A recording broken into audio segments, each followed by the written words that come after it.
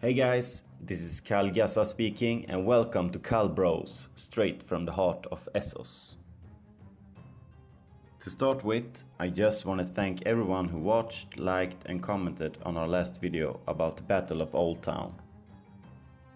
And if you haven't watched it yet, pause this video and go to the link in the description to watch it so you know what this is all about.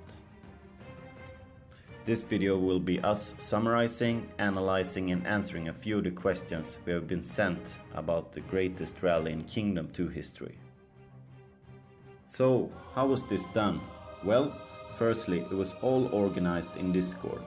And if you don't know what Discord is, it's a chat app mainly used by gamers. As Tywin Lannister would put it, some battles are won with swords and spears, others with quills and ravens.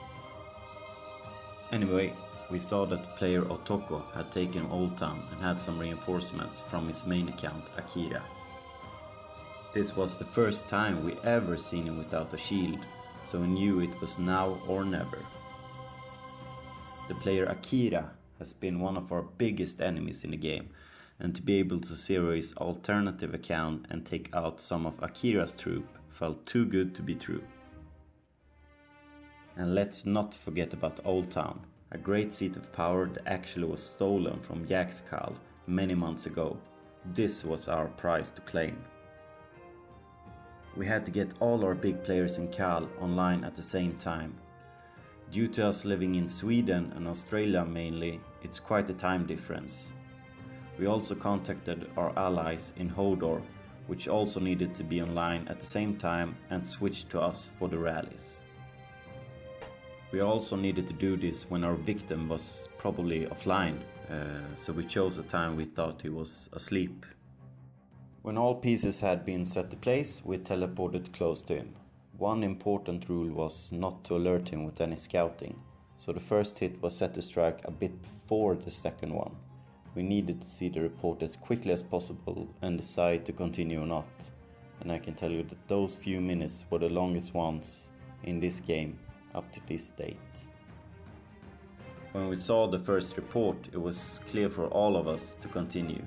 He had his troops poorly built, with a lot of tier 1s, and even if the number of 2 million troops hadn't been done before, we were confident of our strength. We got a question from Spartacus in Warner Brother forum about the composition of the troops and our losses.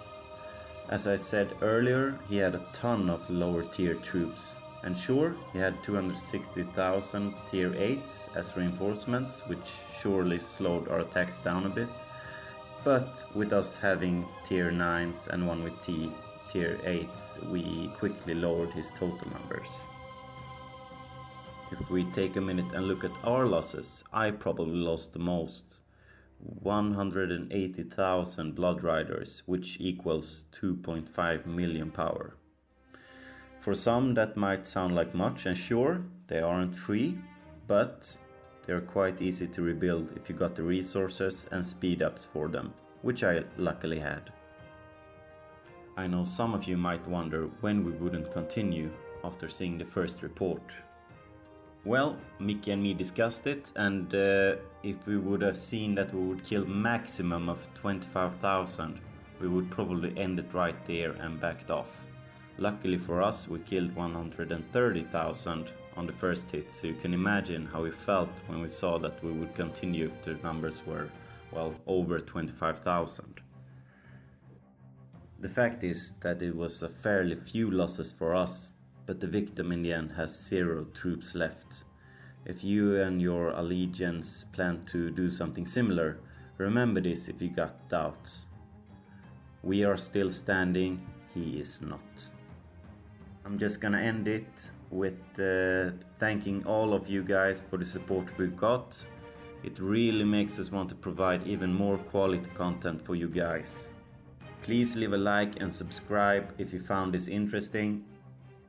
We will be back next time with some brand new information about the weekend's PvP event. Stay tuned, everybody.